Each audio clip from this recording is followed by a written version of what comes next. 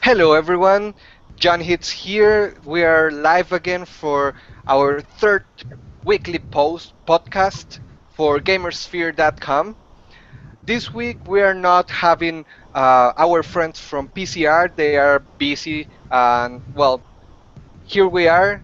We are not gonna stop because of some people that are not able to join us. We're gonna do our best to entertain you as much as we have done on the previous entries on our podcast. I am accompanied here by our always talkative Ofi Hi. and one of our newest members on the team. You can find him right here. Why don't you go ahead and introduce yourself? Hey everybody, I've just recently joined the site writing under the name Agasicles Stamus. And this is my first podcast, so pretty happy to be joining up with John and Ofi. So let's see. What are your thoughts on the most recent entries on the site? I see in here something quite interesting that Ophelia has just posted. It's about the treatment of women in video games. Why don't you give us some introduction to this article, Ophi? Okay. Well, I'll give a quick background. The three articles that I'm currently writing, and the first one is already out. Just came out like ago. Is basically focused around the treatment of women, the appearance of women, and women in the job market when it comes to video games. And the first one that I've come out with is the treatment of women, not in the game itself, but girls who play video games. And this has affected me my entire life. I go into a little bit of background on myself and my experiences with online games and being a woman and how that can just change my views on games completely. We're in a culture right now that still sees women as being very lower class, and this happens a lot in video games where we'll be attacked either directly or passively in a game, just being focused down, or we'll get messages from random men we've never met before who we might have just sniped across the map saying you're a fat stupid slut. I don't know how many times I've gotten rape threats. I don't know how many times. It's every day. It's every time I log onto a game, no matter what game it is. And granted, a lot of game communities are different. Like first-person shooter and brawler games are the worst communities I've seen for women to go into. Whereas RPGs and MOBAs, those are a little bit more friendly, but it can still be a very hostile environment. And I've been criticized for even going into this line of work as writing for video games and playing video games as my job. This is what I love to do. And I've been criticized even just for that. You're not you shouldn't be allowed there. That's not where you're supposed to be. So that's my main background on that.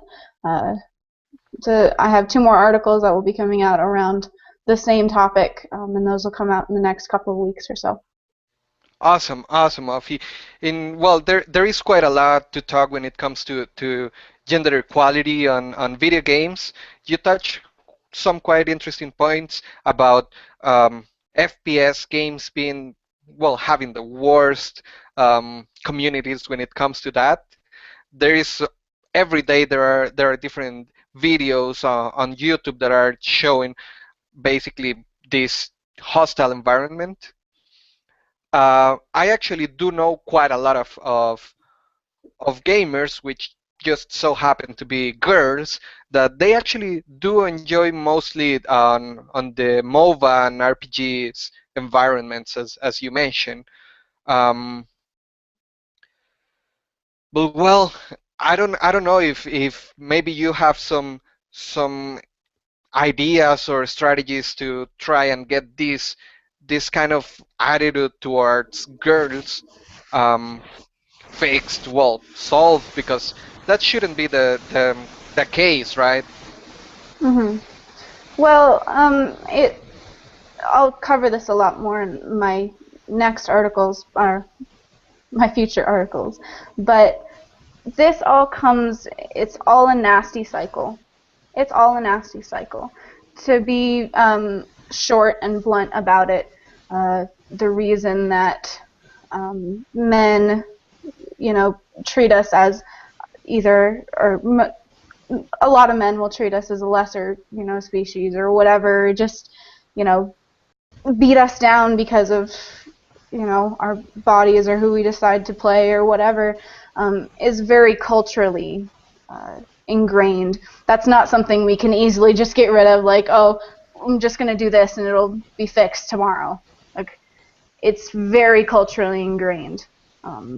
And that goes into how women are portrayed in video games, the very sexy girl with, wearing absolutely nothing, going into battle with a bra and a thong on and just expecting, you know, I could go Yeah. into this for hours, but it's a horrible, horrible cycle that it's not going to just change in a day.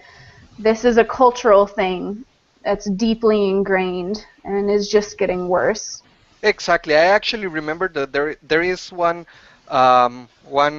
MMO that went out like at the end of 2013. I don't quite remember the name. It is a game that do not provide an option for players to select male characters. There are only female characters in that game, and the developer said, I remember reading about it, that they did that in order to avoid more of the controversy that brings when it comes to female gamers and how society is seeing uh, girls as objects when it comes to the industry, right? As you Mhm. mentioned, on most RPGs, the higher the level is, the less clothes Unless they're they wear. wearing. Yeah. I think I'm going to say a name and just tell me if it rings a bell. Are you talking about Queensblade or no?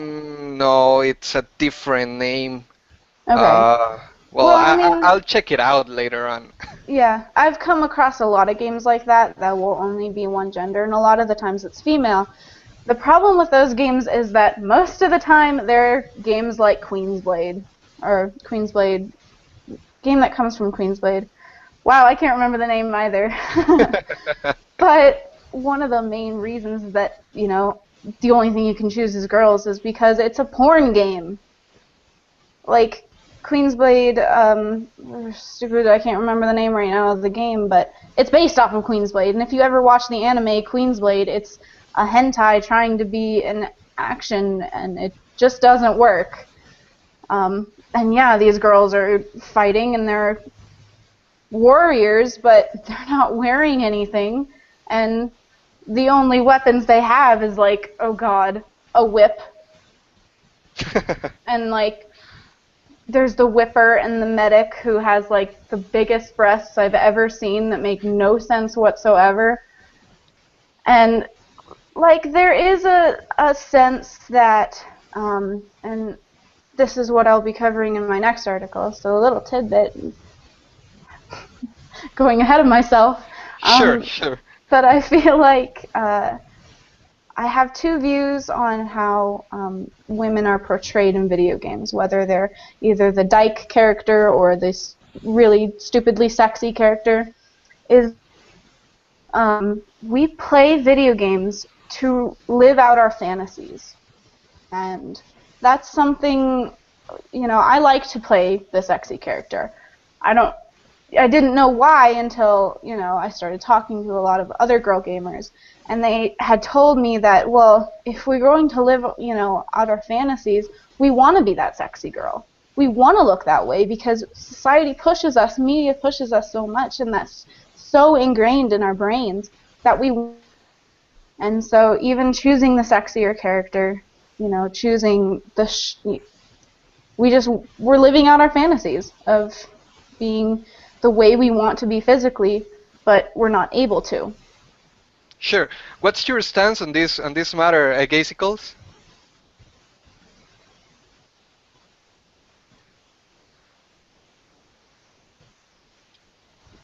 Dude, I think you're muted. I believe so. It seems that your microphone is muted. Am There I you go. am I coming through now? Yeah. Okay. So we may get the echo back, unfortunately. Um, my thoughts on this are kind of all over the place. The thing that's a little bit unfortunate is,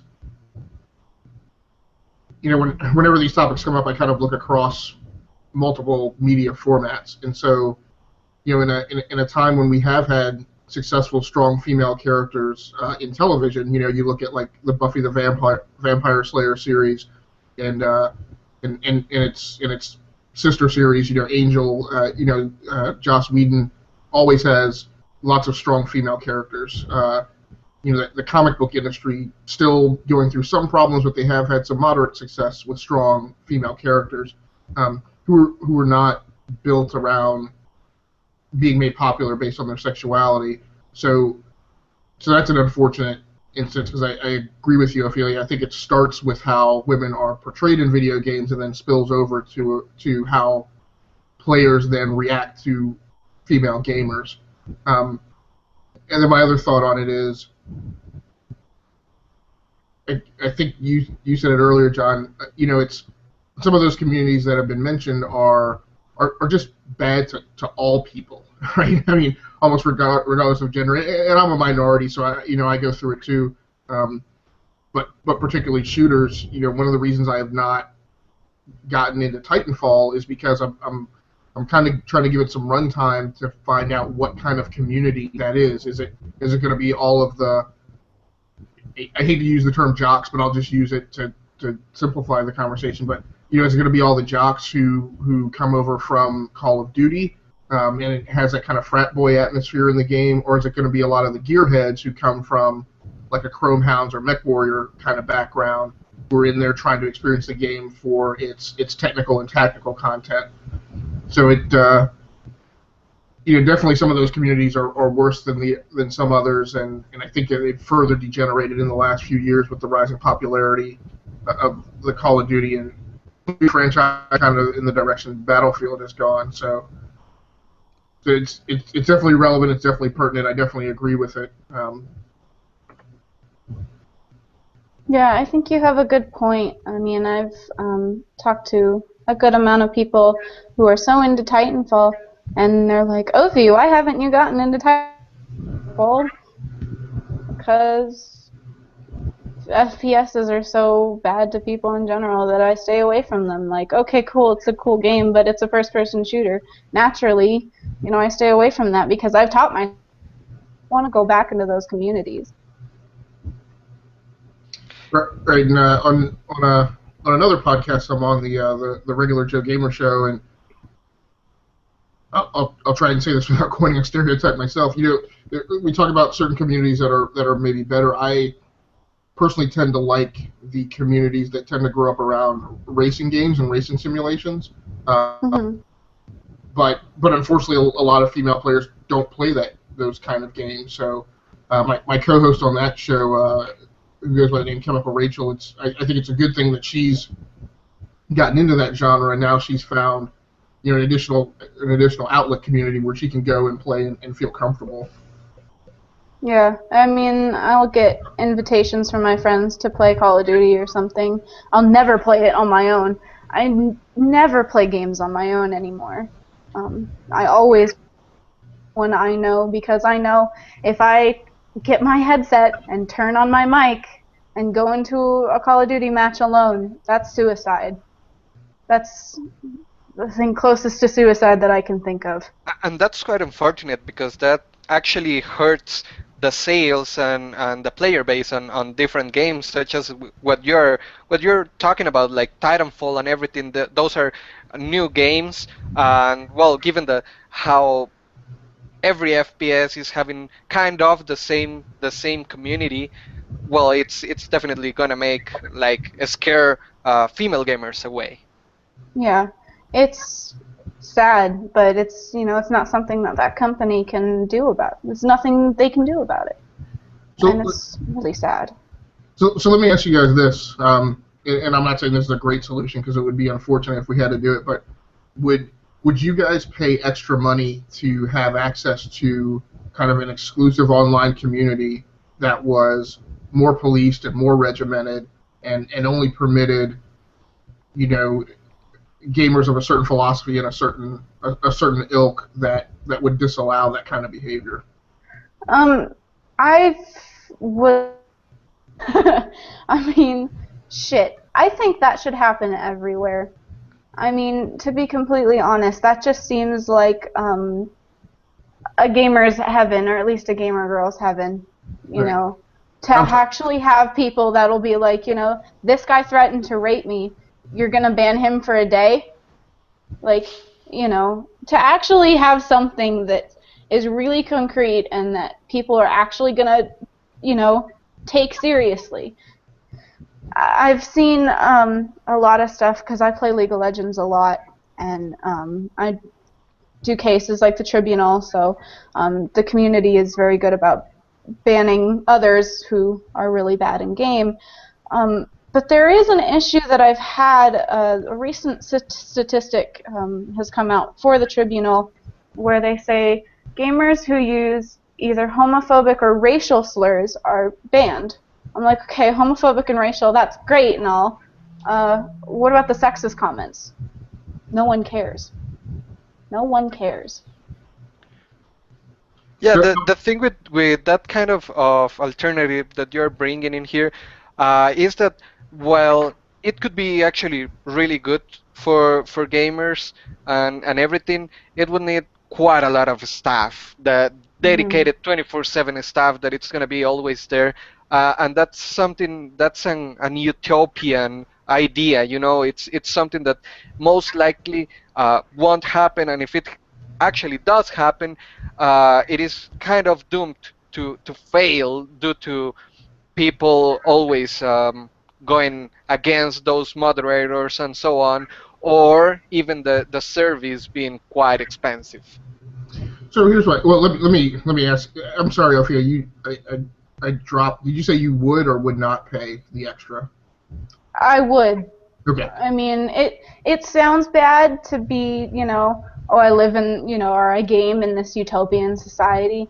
It seems really rich and snobby, but I've gamed all my life. I'm told every day that someone would like to rape me. I'm over it.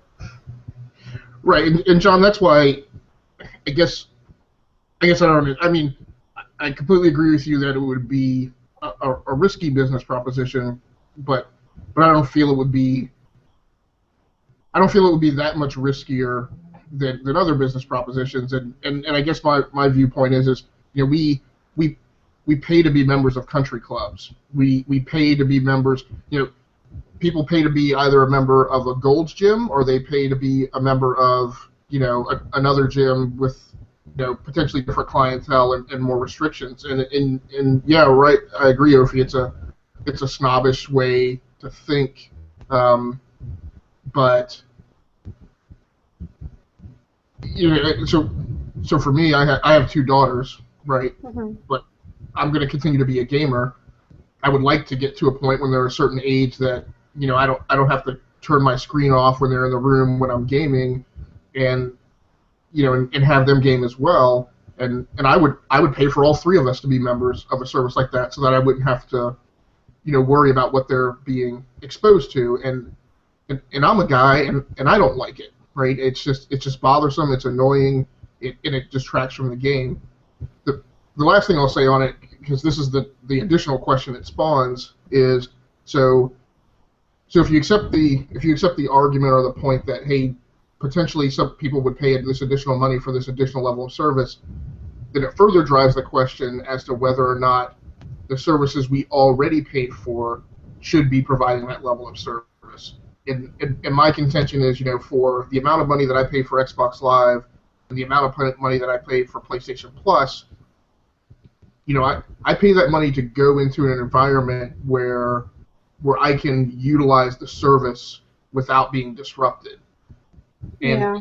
and the fact that there are players in there with exercising disruptive behavior, and the fact that they're not policed, in my mind has created the question of whether or not Microsoft and Sony, or in Sony's case because their server basis is federated and run by the publishers.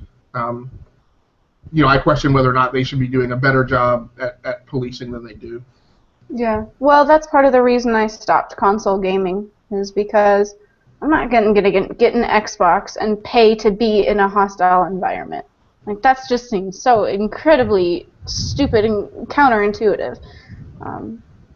I mean, that's kind of why I got a PS3 in the first place, is because I'm not gonna pay for that, and I'm gonna be with friends anyway. Yeah, I'm pissed that they don't do that already. So I really feel like that's at least should be stepped up, if not, be made a larger issue. Definitely. So, well, in here, this is a debate that could go on for hours and hours. So let's wait for the next entries on this series of posts that Ofi is gonna bring to GamersSphere.com. Let's all share our thoughts on them. Let's try to get it to a point in which we can bring some ideas to solve this situation. Now I wanted to talk to you all about a little bit about Watch Dogs. I don't know if you guys have seen the latest trailer, the release trailer, in which, well, Ubisoft actually gave us a release date for the game, but they also gave us the story of the game. I believe that it is quite an spoiler to watch that trailer. I don't know, how did you guys feel watching that out? Spoiler is understatement. I feel like Watch Dogs is definitely one of those games that you could just come out with the mechanics and have people be all over it. You don't have to put out, there's a story to this game. You could just put out the mechanics and people would be all over it. I was. I actually was on that spot as well. Ever since its announcement back on E3 2012, I have been waiting for that game to come out. I actually even um, got myself a good gaming PC and everything just to play that. Well, not to mention Tom Clancy's The Division. Those two games are the ones that I am expecting for the most. And after seeing the story trailer that Ubisoft released for Watch Dogs, I kind of felt like they took away all the surprise of the story from me. Yeah, exactly. So let me ask both of you guys this: do you guys still care about Watch Dogs? I do. I can. Well, I'm actually waiting for that game. I have been waiting for it a long time, and I'll definitely be getting that one on the release. Well, as I am not from the US, I will probably be getting it around 2 or 3 days afterwards. And I am definitely looking forward to play that game, but it is definitely understandable that a lot of gamers have lost their interest. First, because of the delay, because Watch Dogs was supposed to be a launch game for the PS4 and Xbox One, and now there are two other things about it. First, the story trailer, which gave us a huge spoiler for the game, and there was a gameplay video that was released just recently from Ubisoft that showed some quite nasty graphics compared to the E3 release. Those graphics were awful. like seriously awful. They did they did not look anything compared to the E3 announcement, and that has caused quite a lot of bad comments in regards to the game. I can see that. I feel like, especially in our generation, if you want to say that, of where we are in games right now, I haven't seen the gameplay video myself, but given where graphics are going, if you're making all this hype about a game and those graphics aren't pristine, you've got an issue. You've got a big issue. Yeah, so my problem with Watch Dogs, and and this is what I tweeted out earlier this week. There was an article that I saw about. I'm not sure exactly who it was. I don't know if it was the studio CEO or the creative director, but indicating that Ubisoft CEO, who I think is Yves Guillemot, I'm not positive, pushed them or essentially forced them to take that game to E3.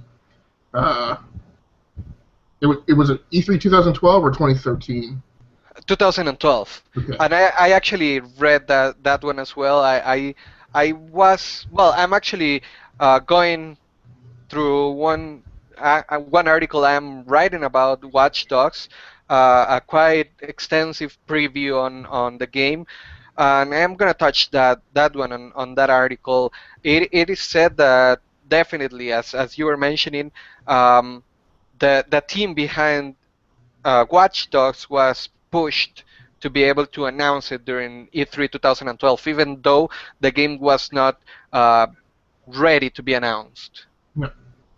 And yeah, so and I guess the guy who made the quote, again, I can't remember exactly what his role is in the studio, but agreed, in hindsight, agreed with the CEO that it was good for him to push the team to do that, and I don't know what benefit they gained from it. Maybe he feels they gave the motivation, and the game gained the buzz, so the team felt confident about what they were building. But myself as a consumer, what I tweeted out was, I absolutely disagree with that. I'm like, don't show me a game, just to generate buzz, unless you feel that you're going to deliver on time, because there's so many games and there's so many systems and there's so much other content. I think that's a thing that maybe some of the business types in the games industry don't get. They're not just competing against everybody else's game.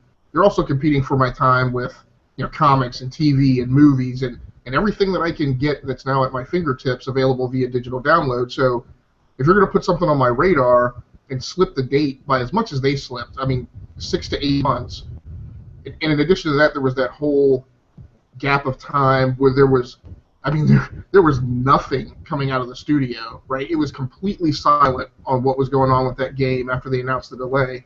I'm like, it's off my radar. I kind of don't want to hear about it. I'm like, I just don't occupy my time with it until a month or two before release. So yeah, my feeling is my interest on Watch Dogs, which already admittedly wasn't that high, is pretty much at zero right now. Yeah, Yeah, I felt the same way. that's actually something that I have been reading about the last days. Everyone is having basically the same reaction to this to this problem Watch Dogs is having. I was actually reading that um, the game was basically ready to be released with the consoles. However, the team behind it was testing it, was playing it, and they all found out that there were a lot of inconveniences with the game. Not that there were like bugs or everything. There all were well there were some bugs, but they could have been fixed. But the main issue that they all found out on their game was that it was way too repetitive. So they decided to delay the game in order to bring more quests, to add more items to the game, more hackable items, and give it some more of the real life feeling that they are looking for, because something that they have been quite explanative about is that um, you will be on this game, and it is going to be a living world. You won't find two people with the same name, with the same numbers. With everyone will be different, and they will have different jobs, different way, living um, the different traits and so on. Yeah, hyper So realistic. exactly, and I feel that delaying the game for something like that is definitely something that we can appreciate as gamers. I Yeah, can understand that. When someone puts back a game as much as cough cough Bioshock Infinite, just because they can't get the story right or something, that's a little bit more iffy. I mean, when you're trying to make a game very hyper realistic, Bioshock Infinite is not hyper realistic. Uh, but when you're trying to make a game like that, that makes a lot more sense than just trying to drag out hype, drag out the story, because then people just lose interest. right. And don't get me wrong, I'm completely behind the team and the technical decision that the game needed more work. Um, Completely on board with that. My problem is what bugs me is the handling of the PR and the marketing. I just feel like it sounds like the corporate guys drove that game to be demonstrated way too early, and completely unnecessarily. And the other thing to realize is that that demo itself, that putting it on show at E3, that also eats development time, right? Because now you have to take people who are on your team who are working to try and get the game done, and branch them to specifically get a canned, contained demo working. Because you got to stub out code, you have to deactivate parts of the game just to make 3 minutes or whatever that you want to show at E3. So that sucks up labor effort. Um, so yeah, I just feel like they should have waited um, to do the reveal on that thing, and then once you've done the reveal that early, I'm just like just wait, like don't keep spiking stories into the news stream until you're ready to cut the disc and ready to ship the thing. Yeah, Yeah. definitely, definitely. They could have actually waited to any of the events that happened after E3 2012, which we Right. know there are quite a lot, right? But moving forward, did you guys notice that Twitch Plays Pokemon Crystal have actually finished the game? Their second game now? Yeah, Whew. they have beaten Pokemon Crystal. They actually were given a deadline. They were given a deadline to beat Red, which is in the case that you are not like too familiar with the way in which Pokemon Crystal works, is that after you have beaten Pokemon Crystal, you can actually challenge Red, or the character Hmm. that you used on Pokemon Red. So normally that character Red will have uh, the starter Pokemons and some others on his party, but this one was programmed to have the exact same Pokemons that were used to beat the Elite Four on Pokemon Red. That's just mean. The, the battle was awesome. It took Twitch 18 minutes to defeat him. It's not They that almost bad. they almost died. They almost lost, but in the end they were able to defeat him, and a new uh, timer has been set so that there will be more Twitch plays Pokemon. Do you know in which Pokemon will be the next one? Emerald, I heard. Pokemon Emerald. That is my favorite game so far. I'm really looking forward to it. I mean, it was weird because I saw the day that they cleared red, and it was like, oh my god, they actually did it. I'm sitting there with my friend, like freaking out. It was the most awesome thing ever. And then the game just kind of like crashed, and we're like, oh, okay. Well, and actually, it took them 3 days less to beat Crystal than it took to defeat Yeah. Red. Why do you think that is, though? I'd like to hear your opinions on why. Well, I was actually debating myself on that one. While I actually want to think that people that do not know each other can actually play together, it could actually be something more of a luck.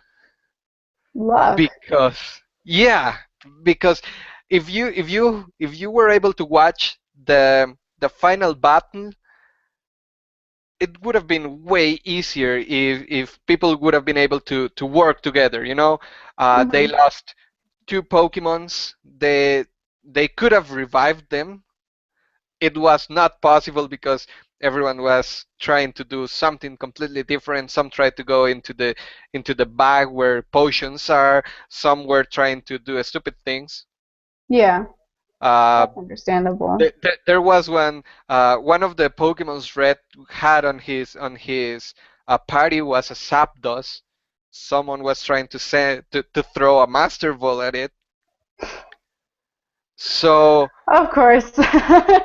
exactly that's my point. Like, um, I'm not quite sure if maybe the gameplay hours for Crystal, effective gameplay hours for Crystal were less than for Red. I am not sure. Maybe that could have been something to keep in mind, if Crystal was shorter I or don't not. necessarily think it was a shorter game. I think it might have been because they had a democracy mode put on every half hour or something, that they could vote out of. But at least there didn't have to be this massive movement just to go over to democracy. Democracy would just happen every half hour unless you voted otherwise. And I feel like, although that was unnecessary in most parts, that probably made a huge impact on what they could do. But was in democracy mode already on Pokemon Red? It was, but at the time they had to, because in addition to putting in, uh, down, start, whatever, AB into the chat, you could also type in anarchy or democracy. And you had to have like a really good amount of people voting democracy to be able to move over to democracy, to that mode even. Um, Otherwise, it was just anarchy. It was always anarchy in red, but they decided to change it so that democracy mode would just turn on every. Um, and I feel like that helped because there was a lot of people that would just like, especially my friends, would just go on Twitch, plays Pokemon, and just like anarchy, anarchy, anarchy, just to like piss people off. And that's basically what you would see all the time. I was able to watch sometimes when democracy mode was on and off. Yeah, indeed, without democracy mode, it is complete and utter anarchy. Chaos. Oh Yeah. God. Yeah. So if this was the change that was done from red to crystal, I would probably agree on the fact that it helped to beat the game on 3 less days than it took on red. Yeah. I think I would really like to see, um, a experiment done on this. Take two of the same games, Emerald, I'd say another game. Um, same game, but put one channel on Anarchy and one channel on Democracy. Start them at the same time, and then see, you know, given that both will have, the same amount of people, which is not realistic, but, you get what I mean. See which one finishes first, the Anarchy or the Democracy. I think that would be an amazing experience. Indeed, but in there, I would believe that there would be less people on democracy than on the free one. Yeah, that's true. I mean, in a perfect world, they would be even, but Yeah, for we don't live sure. in a perfect world. I, I actually prompt you all to check out the video of the final battle. You won't regret taking 18 minutes of your time to check that out. It was pretty awesome. I actually did not believe that they were gonna do it, but they did, and well, it's something awesome. It's really awesome to see thousands and thousands of people playing at the same time the exact same character, like fighting against each other for control over it, and Hmm. finally defeat a game, and even such a a challenge that Red was, because most of the Pokemons from Red were on a higher level than the ones that they had on Crystal. Yeah, and they had Helix God and Bird Jesus. Yeah. I felt like the developer, whoever decided to put that up, oh, we'll just use all the Pokemon they used from Red, was almost like a big fuck you to the community, because it's like, here are all your gods, and here's all your past like religion or whatever that you came up with in this past month. Here, destroy all of it.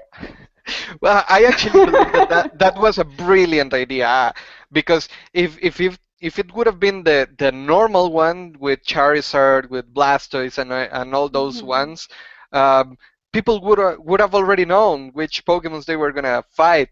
But bringing back the Pokemons that were used to defeat the Elite Four was a brilliant move. Yeah, no, I liked that a lot. It's just interesting to see how the community reacted toward it. Yeah, definitely. So, another topic that we have around here, um, there was a leak from one side, one small site from Australia, if I'm not mistaken. Um, they posted a photo from what seems to be the next main character for Assassin's Creed. It isn't all that with the best quality or anything, but on that description they said that the photo was taken from a Ubisoft studio, and that the character was wielding a gun. Hmm. I have mixed feelings about the gun. I haven't seen the pictures myself, uh, but the gun immediately made me feel a little uncomfortable for an Assassin's Creed game. Well, I won't if you lie. played Assassin's Creed 3 and 4, you were able to actually wield some different weapons, some guns, some Well, yeah, shotguns. but it's not like a signature thing, like Call of Duty and any of the other, whatever. Assassin's Creed, Dishonored, Thief, whatever sort of stealth game, that pops in your head, gun is not the first weapon you think of. Usually it's a knife, something a little bit more discreet.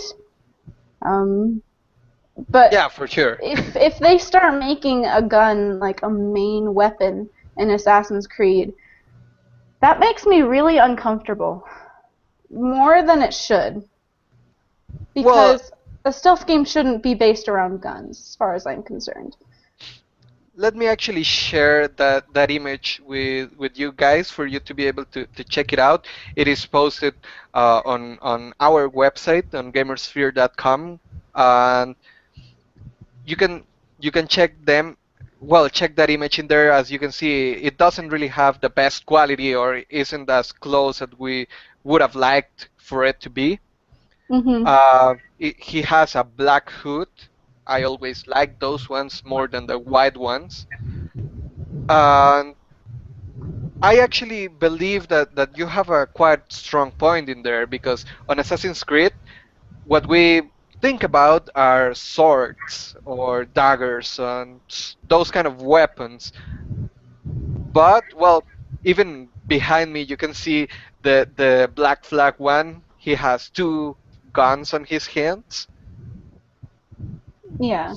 So they're kind of moving forward in time, I believe. Yeah, well, the more forward you move in time, the more modern things are going to get. But it's still a stealth game. Give or take the action, whatever, it's still a stealth game, as far as I'm concerned. And, if I picking up Assassin's Creed 5 and the first weapon I have is a gun, yeah, that's gonna turn me off. It would definitely feel like a third-person shooter. Mhm. What do you think, Gaisicles? Yeah, I guess my question is it I mean, because there have been stealth games with handguns, right? I mean Splinter Cell, Hitman. Yeah. So is it the weaponry change that turns you off, or is it more that it's crossing that line from where it's a period piece game I to feel like it's crossing a line. I yeah. mean, everyone has their own idea of stealth. But even when I played Skyrim, I'd go for a stealth. I'd have my dagger and I'd have my bow. That's I just have stealth never for been me. able to be Quiet. to play a stealthy game on a Skyrim. I mean, everyone has their different idea of a stealth game, and the one thing that comes to mind for me as stealth is being quiet. Because you're stealthy, you're ninja, or whatever you want to put to it. Everyone has a different idea. It's not necessarily the gun, because if you have a game where you need to be quiet or you need to sneak around, sure, you can have a gun, cool, whatever, easy first hit kill. But then you can also have the amazing attitude or uh, um, Dishonored had, where if you make a lot of noise and you just kill everyone, you're probably going to get a worse ending. But if you take the time to be quiet and stealthy about it, then you'll come across with a better ending. And if you get caught, you can just boom, shoot someone in the head, and what's done is done. But if the gun starts to become a main weapon for stealth, it doesn't feel like a stealth. Yeah, and there's been a lot of conversation around that, given the recent launch of Thief, um, and with how do you pattern your AI in a stealth game? Do you have the patrol path oriented AI that that really can't break away from those really linear paths unless something comes up within their visual FOV, versus AI in other stealth games that, in my opinion, kind of has a cheat in there, for no rational reason. You can detect what you see on the screen. Enemies are Mm-hmm. able to detect your presence, even though you're outside of their field of view. Um, the stealth genre for me overall is problematic, because what I don't like about stealth games is, I want to be able to make the choice to be stealthy, but when if I choose to not be, I also don't want to be so Unequipped. yeah, and so marginalized that I can't be effective any other way. I'm playing, one of the things I'm playing right now is Outlast, and not a stealth game, but it also has that kind of lock wired design where, Mm-hmm. even though there are hundreds of objects in that game that could be picked up and utilized as a weapon, you're never allowed to pick one up. Um, so you're forced to play a certain way, and if you break from that specific pattern, then you're just punished for it. So, but at any rate, I think, I'm thinking that, and I haven't looked at a lot of the reactions to the photo, but my guess is that what people are going to have a predominant problem with is as the Assassin's Creed franchise progresses forward, that it's going to start to transcend and break away from that format of it being a period piece game, and getting more into the modern age. Call of Duty, rolled over that line, going from the World War II era into modern warfare. But I think it'll be curious to see. I wonder if that transcendence is just too large a jump to go from so far in the historical line that where Assassin's Creed did, to getting into a more modern age where modern projectile weapons are the more natural thing for an assassin to carry around. And now Yeah. that we're on this topic, um, why don't we speculate a little bit on where could the next Assassin's Creed take place? Because it has been rolled out that it would be on Egypt. It's not going to be on Egypt. So where would you like to see the next Assassin's Creed take place? That's a hard question. It, um, it was said that it's going to be on the favorite place of the community manager of the game. So I'd be interested in seeing kind of a League of Extraordinary Gentlemen kind of time period. So turn of the century, just prior to World War One. Based somewhere in Europe with in a game that touches on how that time was so tumultuous in terms of like the constantly shifting political lines and diplomatic boundaries and the and as the political landscape started to transition, from monarchies to other types of government, I think that would be an awesome time period to place the game in. that seems interesting. that'd be an interesting one indeed. I heard some rumors that it could actually be taking place in Russia. Russia. Yeah, and again, I think that's from what I'd like to see, I think that would be spot on. Focus on not focus, but touch on like the uh, my, my historical knowledge may be a bit off, but focus on the Russian monarchy and other things that were going on then. So yeah, I'll leave it at that. Well, I would actually like to see it going to Russia, as that rumor said. I don't know. I have always wanted, like personally, to go there, and which better option to get to see Russia than through the eyes of an assassin? That would be pretty badass.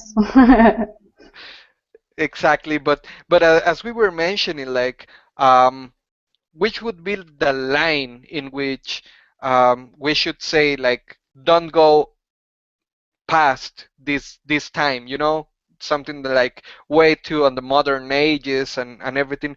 I would debate that one, and I don't know. I feel like if they go like way too into the present time, it could become something like GTA or Yeah. Watch Dogs. Well, even over a joystick, there was one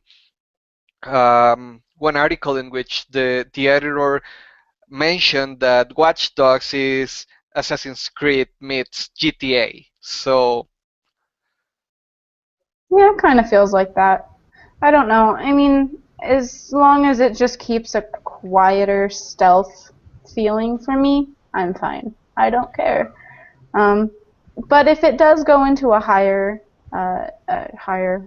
into a more modern setting, um, I think I would like to see it more in like the higher class, where you're dealing with the wealthy people or trying to get rid of the bad people or uh, whatever. uh, a Um, modern Robin Hood. uh, Meh, kinda, because I can see Watch Dogs being exactly what they say between GTA and Assassin's Creed, but I don't want to see Assassin's Creed become something like, I'm going to use this term, something as ghetto as GTA. Like, Yeah, I mean, I would kill myself if if Assassin's Creed is like, yo nigga, I'ma go pop some tax in your ass or something. I would just like, kill me now, just kill me now.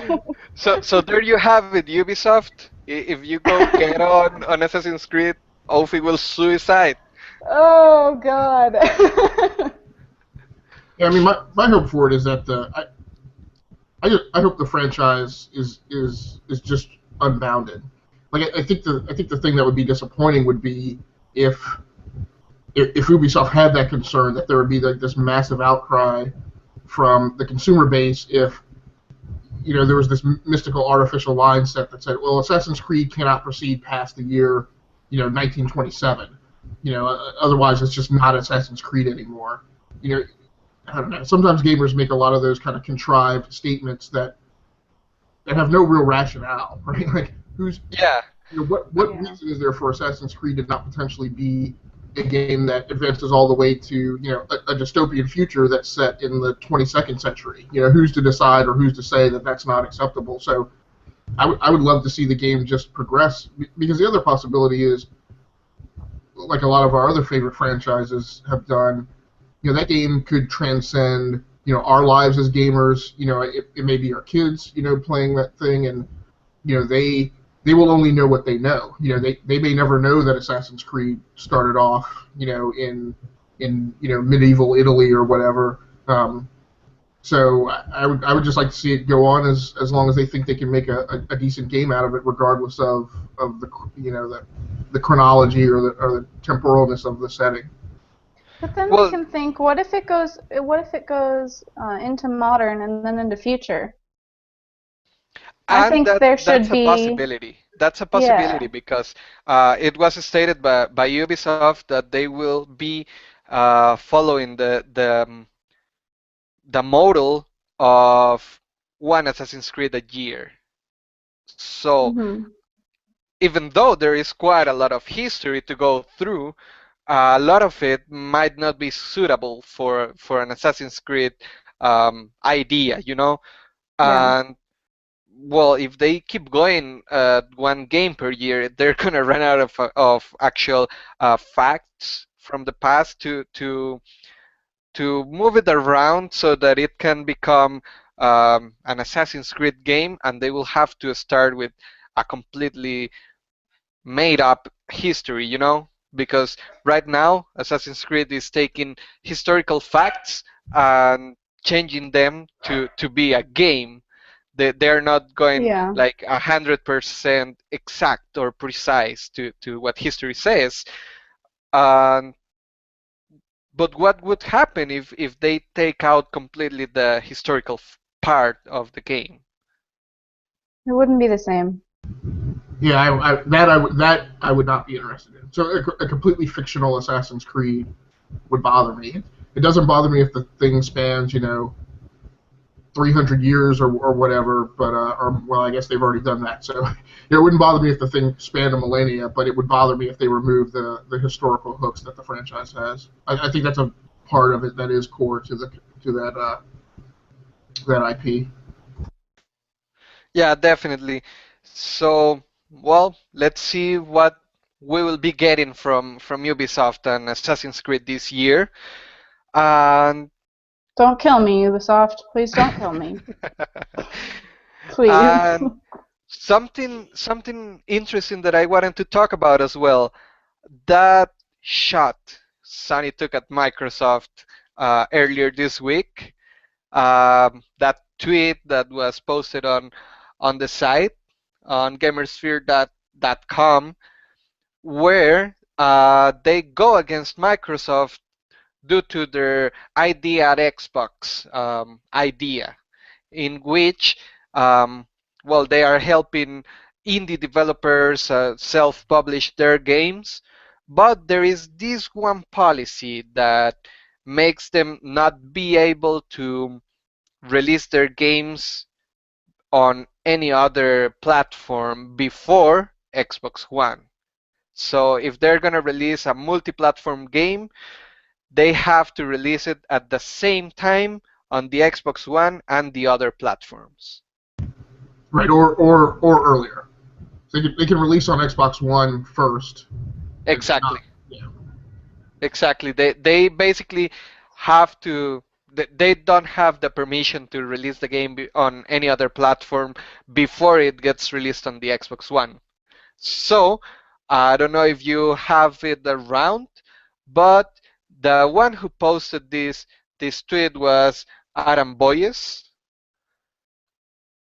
and it's basically an image that says that is shooting at that, saying that they needed to share with that community which platforms they are not allowed to release a game on prior to releasing the game on PlayStation platforms.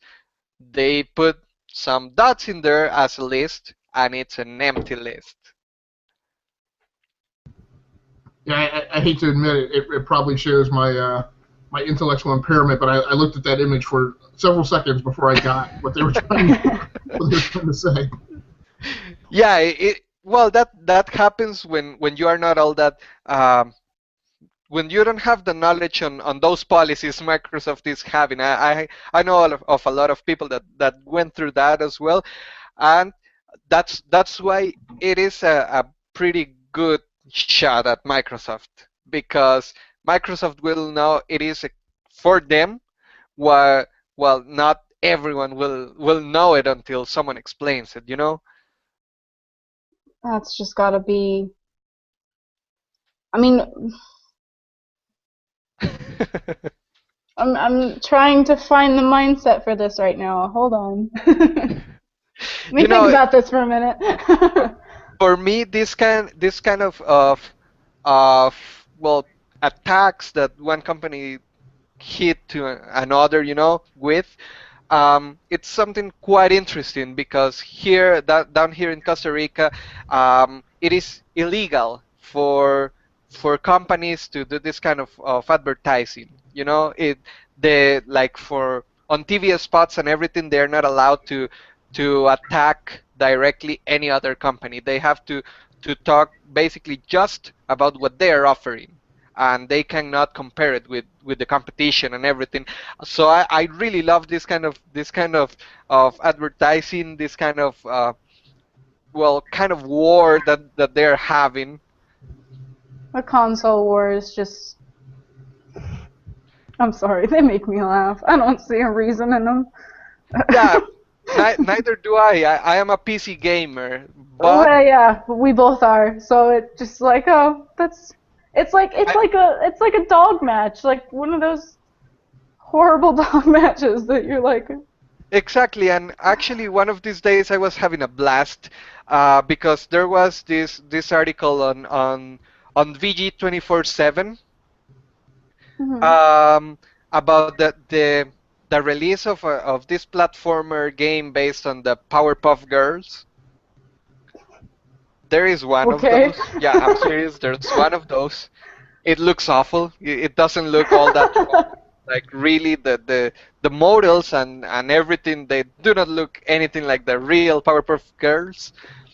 Um, but it is an exclusive for PC, and there was just one comment there, and it was an Xbox fan who said that he was glad that PC was getting this kind of awful exclusive releases, so that people would notice that PC sucks. Uh, I, Right. I I Okay. I just I couldn't resist, and I was laughing so hard at my workplace that some people stared at me on an awkward way, you know. And how many And games can you, not play on PC that, The you Last of Us. can play on? Well, you can name a pretty good amount of games, but like if you think about quantity, you know, if you think about quantity when it comes to PC and console and how many games are out for either of them, I'm Yeah, sorry, but that was just a stupid shot to make. yeah, I know. I actually I was speechless when I read that comment, and up until now, I do believe that nobody actually replied to that. Like, I not don't think even. anybody had a smart ass comment for that either. Like, Not, okay, No, it's a dude. smart thing on Microsoft's part because they don't have anything to say. I mean, Sony's absolutely right, and usually I'd agree with you guys. With tech companies, I'm of the mindset of, tell me why your product is great. Don't tell me why the other guy's product is bad. Um, So, so I mean, whether or not the shot was warranted or not, for me, the big thing here is this story of Microsoft and this policy, which which I just don't get, and to me is very antithetical to what Microsoft is supposed to be about, and I kind of question it as far as the strategy they're taking in with the Xbox One. Um, and the big thing about this for me, for both the Xbox One and the PS4, is that a lot of the things that I've been writing recently, um, particularly right before joining up with GamerSphere, is how this is the most barren wasteland of a launch window gaming content availability for these two consoles that I've seen my entire life, and I've seen every generation of console launch, right? I don't get why there aren't sufficient games hitting these consoles. I don't get why we're 4 months late, 4 months after the launch, and I can put all of the games available for the Xbox One on a single page of my PC without scrolling. Um, so I just don't get it. And this policy by Microsoft is one of the reasons why there aren't more games on the Xbox One. Um, and it bugs me, and I don't get it, how Microsoft talks about being open, and they're supposed to be the champions of the PC, right? I mean, PC gaming, back in the day was predominantly driven by Microsoft, and so for them to put this restrictive policy out on their console in comparison to what they're preaching on the PC, to me is just very hypocritical. I find, especially that PS4 is doing a lot of indie stuff and putting out a lot of good indie games that are just beautiful and amazing. And Microsoft Xbox One really isn't doing any of that. They're just waiting for AAA companies to be like, here's a game, hope you sell it, Unfortunately for me, I haven't been able to get any of those next-gen consoles. They're kind of expensive. Not as expensive as I thought they would be, but well, I prefer to invest on a better PC for me to play. And the thing with Microsoft in here is that as Gaisicles was mentioning, their strategy is kind of weird. Like it is not. They don't have a full sight on what they are doing. For example, Costa Rica does not have official support from Microsoft, so they are not gonna directly export their Xbox One to us. We have to or the stores, they have to import them from the US or any other country that has them. But the thing is that if you need support with your account or anything, you're not gonna get it. Right. It's as simple as that. I'm not gonna defend Sony on that one. Sony does not give support to Costa Rican accounts, but they give support to pretty much anything. And it didn't have the situation that the Xbox One had, in which they were supporting just around 20, 22 countries at launch, and they would be exponentially adding some support to other countries. PlayStation was um, launched, and everyone was able to get it as soon as they were able to purchase one. Yeah. So let me ask you guys one question in two parts. Who do you think is the preeminent champion of PC gaming now, Microsoft or Valve? And then the second part of the question is, do you think Microsoft today is more of an Xbox One champion or more of a PC gaming champion? Valve's got its grip on PC for sure. More than Microsoft, excuse me. And just for that reason, I just associated Microsoft with Xbox more than with PC. Well, the thing in there is basically the platform through which we all pretty much get our games is Steam. Like On that aspect, there is nothing better than Steam. But if we are going to talk about operating systems going between Windows and the Steam OS, I still have to stay with Microsoft on that one because, well, I have not tested myself the Steam OS, but one of my closest friends have. He's quite an expert when it comes to Linux operating systems, and he explained to me that the operating system is basically um, kind of an Ubuntu kind of operating system, just with some minor perks in there, like removing some useless software for gamers to improve the performance with some games. So I'm not totally convinced about the SteamOS. I'm not even convinced on getting a Steam machine, Yeah, I but don't see it's. I think Steam should stick with the Steam should stick to what they're doing and not try to make an OS because you know we have basically we have the Mac OS and we have the Windows OS and we have Linux. And Windows is pretty high up there. No other gamer is gonna pick Mac. You know, if you're a PC gamer, if you're a PC gamer and you have a Mac, kill yourself. well, yeah, and it wouldn't be Mac uses the iOS and Macintosh. Um, Linux can be used on pretty much everything, you know. Yeah. So Linux and Microsoft are. I mean, Microsoft's got its cozy little home, for gamers as an OS, and then they work on their console. It is possible that Valve would be able to climb up there to be a competitor to Microsoft, but Mm, they need to improve the SteamOS quite a lot because if you have played around with Microsoft Windows and Linux, you will know that Linux is not for everyone. Linux yeah. requires people to actually get to know how to work on the command line, you know, something that Microsoft doesn't need. It does everything for you with a couple of clicks.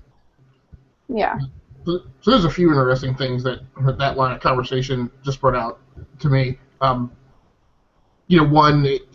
again, I think it highlights how crazy this policy just seems to me that so here you are, the company that is pushing like the preeminent operating system, for PC gaming. If people are going to develop indie games, they're going to develop it for your OS.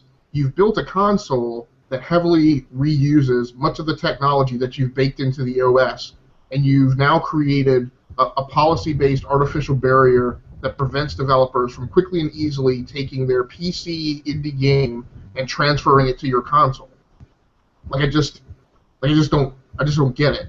But then the other interesting thing that this conversation brought up, and I'm going to make some stretches of assumption on our ages, but so to me, I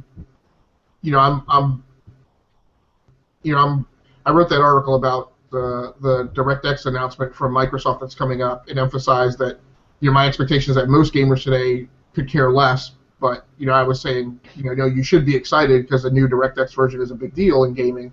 And I identify with that old model of Microsoft being the one who pushed PC gaming and made it happen. John, your comment kind of fell somewhere in the middle of seeing, I'll say, almost equivalent value between Steam and the middle, and then Ophelia. You mentioned that you predominantly identify with Steam, and I think most gamers in the sweet spot of the average consumer gaming range are right there with you. That that Microsoft today is seen predominantly as a console company, which to me is just a shame from where they came from. Mm-hmm. And most gamers now identify with Steam as being the people who are mostly looking out for their interests. Yeah. Well, I mean, you definitely have. We are all gamers, but there is a big difference with age. You know, I'm 17 and I'm in college, and I'm going to be looking at Steam as a PC gamer. I'm going to be looking at Steam. Nothing different about that.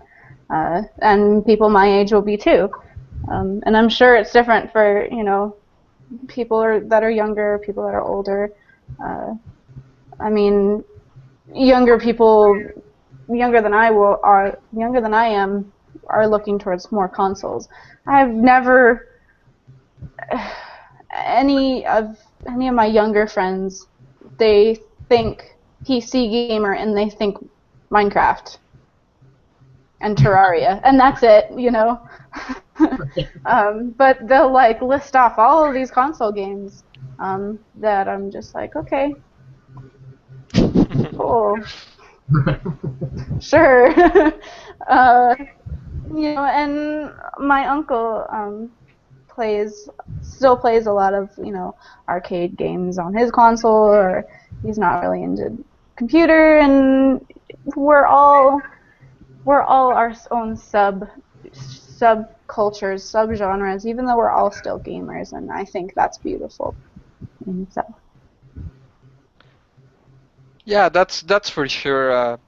Well, I grew up always like a few generations um, behind because I got my first console when the PlayStation 1 was already released. I got my Super Nintendo. When the PlayStation 2 was released, I got my first PlayStation. And last year, at the end of the last year, we got PlayStation 4, Xbox One. At the beginning of it, I was getting my PlayStation 3. So,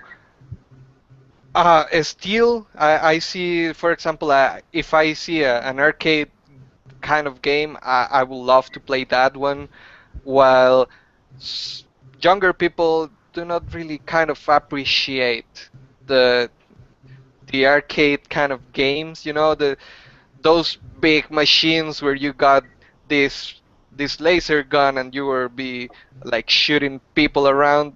That's awesome. Like I'll the go to Dave and Buster's for that. yeah, and a lot of people do not like those, and I really don't get it. They call themselves like gamers, like hardcore gamers and such. They don't even know about the old arcade games and such. I'm not that old. I'm pretty much like quite young actually, and I love those arcade games. Yeah, I know enough about them, and I like them, and I mean, they're never gonna be as appealing to me. But I love playing those games whenever I go to arcades, or I'll like be so ecstatic when we go to Dave and Buster's or something. I will be like a little kid in a candy shop. I love it. But yeah, I'm never gonna appreciate it as much as someone I am. Yeah, so well, I believe that we have gone a little bit past an hour on the podcast. I want to thank all of you guys that are watching us right now, uh, to sticking through this quite long podcast, but not as long as the previous ones. I hope that you enjoyed it. Um, Next week we'll bring more information, more news, more jibber jabber about gaming for you all to enjoy. Hopefully, next week we'll be able to have some of the poppycock reviews stuff in here. If not, well, you should start spamming their Facebook wall so that they get to join us. And well, any suggestion, anything that you wanted to tell us, whether you love us or hate us, we appreciate that. Just let us know. We'll be right here every single day.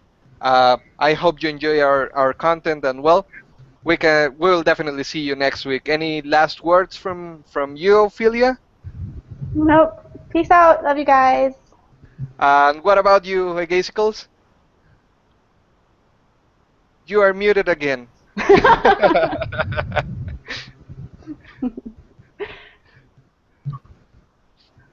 Still muted. It's still in mute. Am I coming through now?